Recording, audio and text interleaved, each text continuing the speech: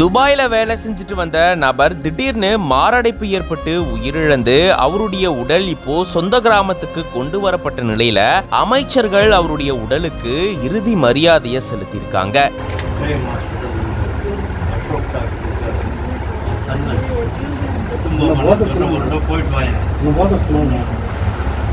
சென்னையில் எனக்கு ஃபோன் பண்ண போடுறாங்க.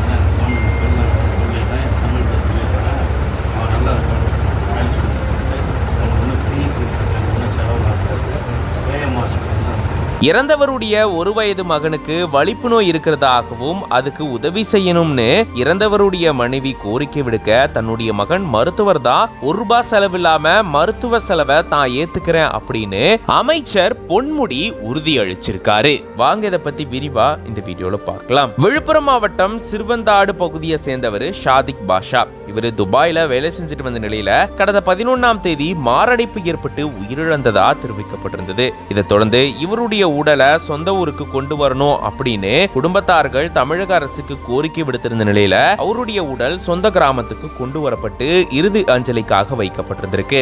இந்த நிலையில தான் அவருடைய உடலுக்கு இறுதி மரியாதையை செலுத்துறதுக்காக அமைச்சர்கள் பொன்முடி, செஞ்சி மஸ்தான் உள்ளிட்டோர் போயிருந்திருக்காங்க. அப்பதான் இறந்தவருடைய 1 வயது மகனுக்கு வலிப்பு நோய் இருக்கிறதாகவும் மருத்துவ உதவி தேவை அப்படின்னு இறந்தவருடைய மனைவி கோரிக்கை விடுக்க அதுக்கு அமைச்சர் பொன்முடி உடனடியா தன்னுடைய மகன் மருத்துவர் தான் சென்னையில மருத்துவமனை நடத்திட்டு வராரு, உங்களுடைய மகனோட சிகிச்சைக்கு நான் பொறுப்பெடுத்துக்கிறேன், ₹1 செலவில்லாம சிகிச்சை அளிக்கப்படும் அப்படின்னு உறுதியளிச்சிருந்திருக்காரு. ஒரு பக்கம் துக்க வீடா இருந்தாலும் இன்னொரு பக்கம் அமைச்சர் பொன்முடி அவர்கள் உடம்பு முடியாத குழந்தையுடைய சிகிச்சையை தான் ஏத்துக்கிறதா சொல்லியிருக்க கூடியது பெரும் நிகழ்ச்சியை ஏற்படுத்தியிருக்கு.